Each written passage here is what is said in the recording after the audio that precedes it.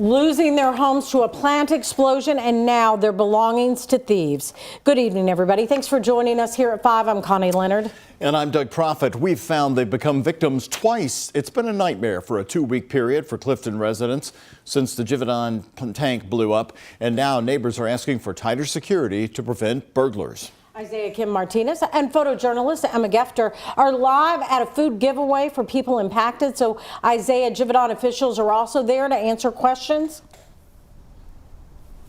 Well, Connie, Doug, they are, and one couple asking the question why their reimbursement check for a rental car isn't cashing. We'll have the explanation from the company, directly from the company, here in a moment. But first, Thanksgiving is just 2 days away, and many folks who live right across the railroad tracks, right near Frankfort Avenue, don't have a home.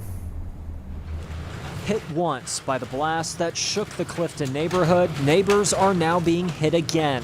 This time by thieves. Some of the things are getting stolen. I had some really sentimental items that are gone now that I won't ever be able to get back.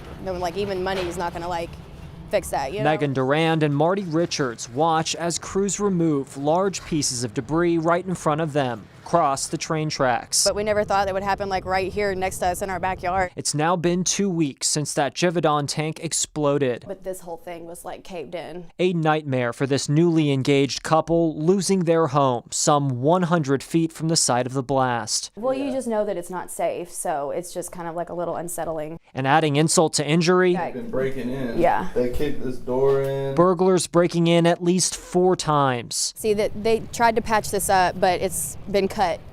So they've just been kind of having a heyday in there. Stealing bikes, jewelry, and more as the couple has worked to pack up their belongings. You try to have the best faith in people, but in situations like this, people find an opportunity, they're going to take it. Givaudan hiring Jarl Security, a local firm, to patrol the area. One employee telling me they're setting up cameras and lights by the blast site to prevent further theft. Mayor Craig Greenberg toured the hardest hit neighborhoods this week. I met some folks yesterday who have to be out of their homes permanently by December 4th because of the impact of the explosion on some townhomes right across the railroad tracks.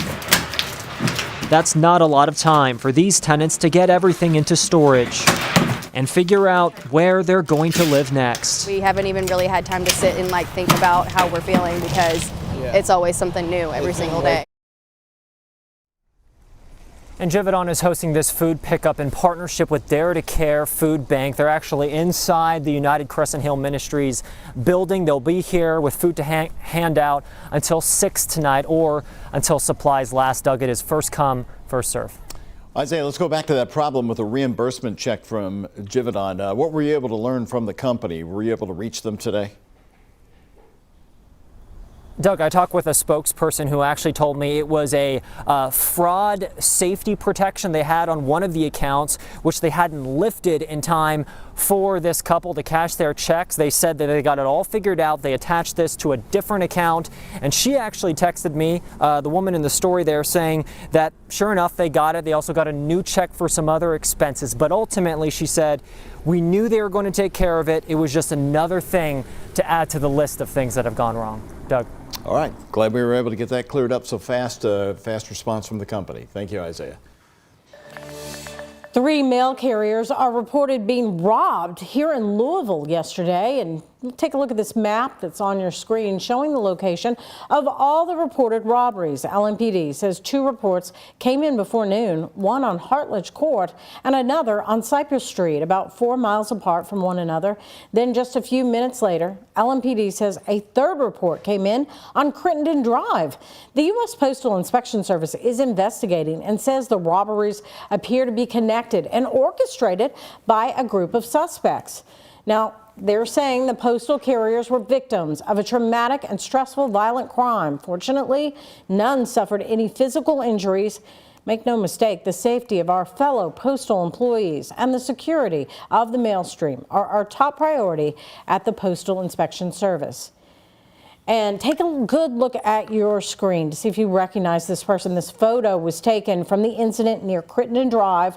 The robbery of a U.S. Postal Service worker can be prosecuted as a federal offense. Anyone with information is urged to contact the Postal Inspection Service tip line. Now that number is 1-877-876-2455. The Postal Service is offering a $15,000 reward for information leading to the arrest and conviction. Again, that number, 1-877-876-2455. You heard Ben mention it just a little bit ago. We're going to sort of be dodging before Thanksgiving, then afterwards, and a cold blast of air in the in-between.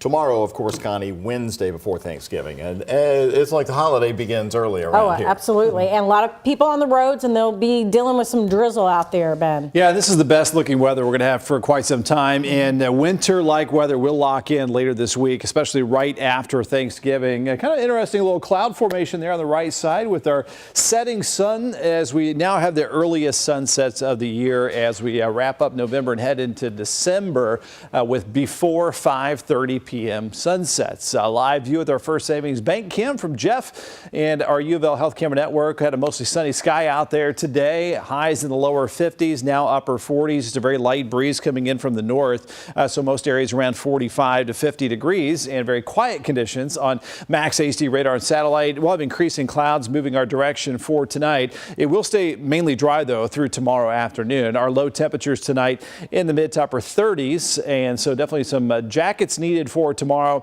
Temperatures like today, but we're not going to see that sunshine. It's tomorrow evening when those roads are going to be wet. If you have some travel plans tomorrow night, plan on some soggy conditions out there. But dry tonight, partly cloudy, low of 37 degrees, 46 at noon tomorrow, and our high temperature at 53 degrees for our Wednesday afternoon. A little drizzle left over for Thanksgiving, but after Thanksgiving, it's all about that cold blast on the way from Canada.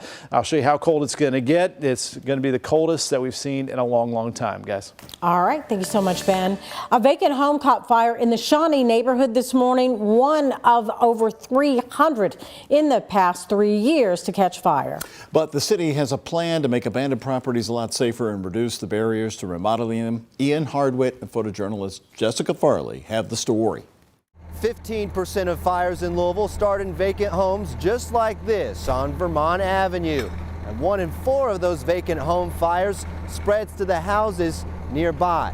It's why the city wants to make sure they can put people in these homes so that it's better for the whole neighborhood. At almost 6 o'clock Tuesday morning, flames flickered on the side of Howard Taylor's house. It was shooting up from this roof here.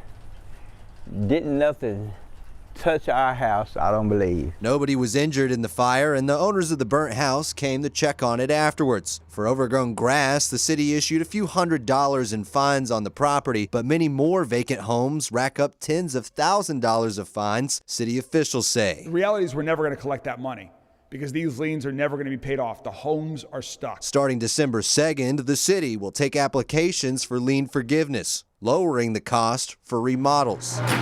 As part of the abandoned properties team, the Louisville Fire Department is reporting vacant buildings as a fire prevention strategy during regular inspections. So we can get them written up, we can put in a request for an emergency board up. Codes and regulations will handle department requests, which could also include demolition. And we're going to do this swiftly. Also on the team, LMPD is asking people to report any illegal activity like squatting in vacant spots. So that when we are dealing with people who may be homeless and just need a warm place to stay, that we can get those resources to them through our homeless outreach teams. Because not everyone will end up as lucky. Just thankful.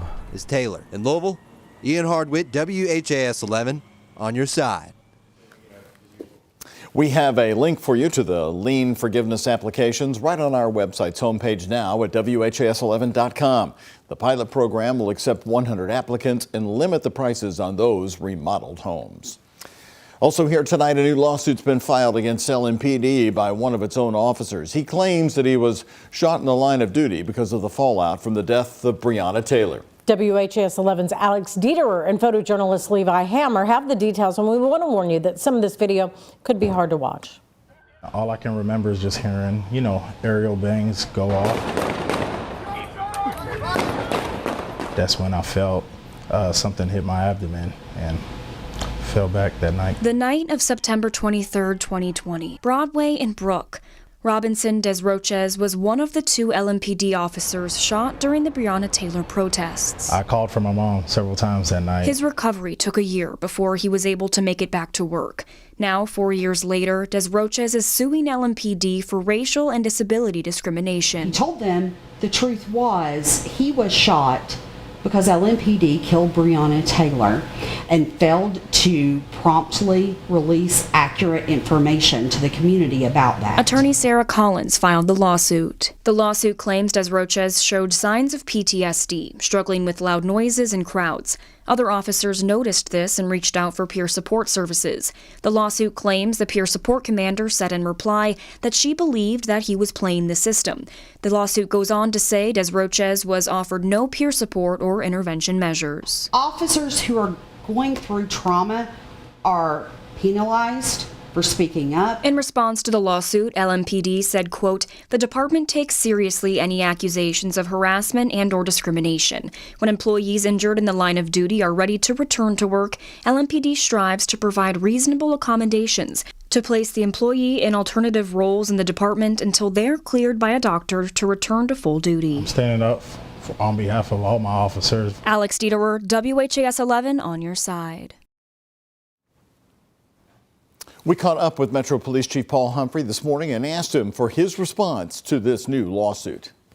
I'm really sorry for Desroches and what he's been through. Obviously, he went through a tough time being shot in the line of duty. You know, officers put their lives on the line every day.